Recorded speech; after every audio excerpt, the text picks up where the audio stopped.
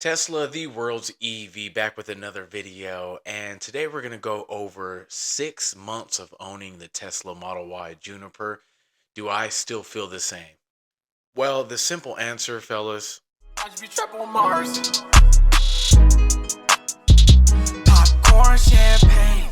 Girl, you know I'm and look, now from the regenerative braking to the new suspension to the light bar to the updates to the what else you got? To the tailgate light bar to the new seats, the new ventilated seats, the new speakers because I upgraded from a rear wheel drive. So the speakers, there's more speakers. There's also a subwoofer, which you don't get in the rear wheel drive old Model Y, which I wouldn't say old, the 2024. So I would say about everything. Everything is technically an upgrade. Now, this journey started about a year and a half ago. Couldn't believe what I was driving, right? It was ridiculous. Now, even the rear wheel drive will give you the slingshot effect, okay? But I realized that I needed a little more. So, fast forward a year later, I ended up getting and upgrading to the Model Y Juniper. Did I take a loss? Yeah. I wouldn't say significant. I took a loss that you'd feel, but it wasn't a huge loss. It wasn't a loss that I anticipated taking, but it was worth it. And it has been smooth sailing now, excluding in the beginning a few service center updates. Now, if you've been following, if you are subscribed, and if you're not, you should be. And by the way, go ahead and hit that like button while you're at it, bub. But, anyways, I did go to a service center a few times with this new Model Y Juniper. Whereas the last Tesla I had, which was the rear wheel drive 2024 standard range, yeah, that thing was perfection. So I already did a few videos about what happened. So you guys, if you go and look, you'll find the videos on my YouTube page.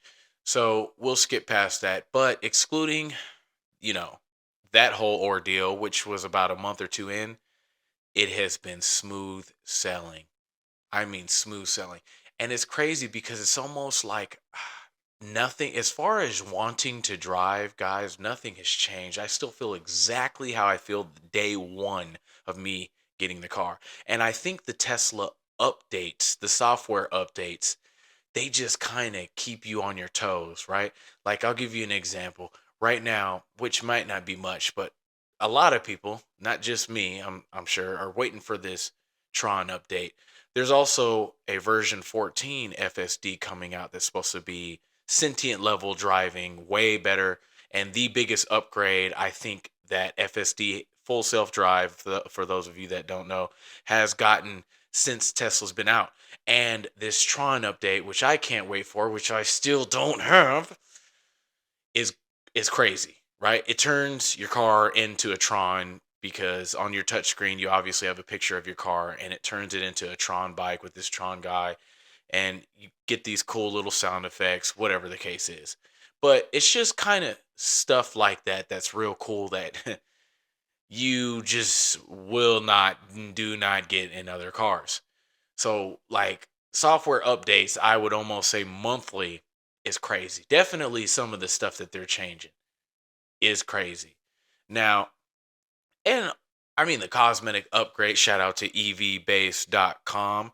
By the way, you can get 20% off if you use my EV base code, which is Tesla Worlds EV, and you can get 20% off any accessories for any EV on their website. And the only reason why I'm mentioning that, this isn't a commercial, is because I did want to mention the first accessories that you should buy when you get a Tesla. And it's very simple. I'm not going to give you this huge list of accessories because I don't feel like putting all those links in my description. So I'm going to give you a few, which is simply wheel covers.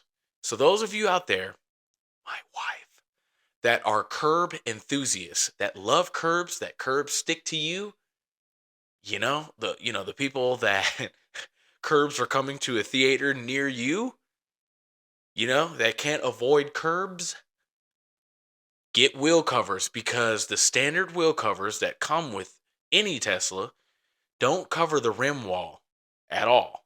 So your rim wall can get rocked if you know, that curb comes to a theater near you. So wheel covers that cover the rim wall.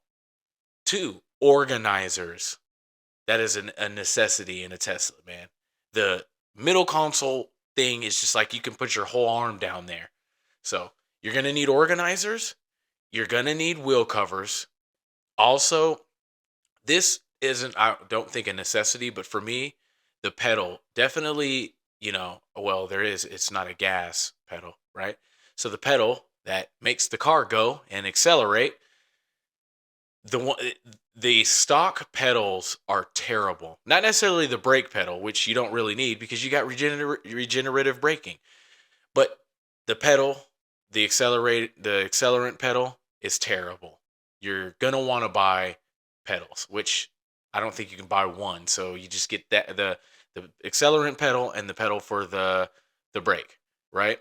And you can also get those on evbase.com and you'll be good to go. But those were terrible when I first got the car. I don't have a huge foot and I just felt like nothing was there. So there you have it. But other than that, smooth selling, guys. The new speakers were worth it. The rear wheel drive only has 7 speakers. Now, obviously, the dual motor in the older models, the dual motors have the more speakers. So, obviously, this wouldn't apply to anybody who has the dual motor. But me having the standard range with the 7 speakers, the 2024 rear wheel drive, the upgraded speakers, I'm loving it. Da da da da da. Did I just do that? Okay. Let's move on. So, guys, I could not stress the fact that I still feel like driving this car 24/7. Nothing has changed. I still love this car to death. I thought about it, it took me a minute. I'm not going to even lie to you guys. You guys might be like, "Wow, I'm going to have to put PPF just on the front."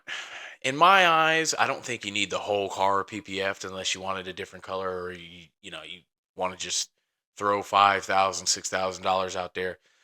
But that grill is eating everything up. The front bumper is eating everything up. So I'm getting PPF just for the front and the hood, just because it's scaring me. And I thought about it for a long time, and about 6 months later, I'm just now about to do it. I try to avoid it, but it's unavoidable. So would I recommend it? Yeah. I mean, is it a necessity? Not really, but I'm going to tell you right now, if you plan on keeping your car for 4 or 5 years, you're going to see everything on that front bumper. That's just the way it is. There you have it. My answer is, after 6 months, how am I feeling? I am still feeling like day one on delivery day when I bought the car, guys. The Model Y Juniper is well worth the upgrade. The suspension is way different than the older ones.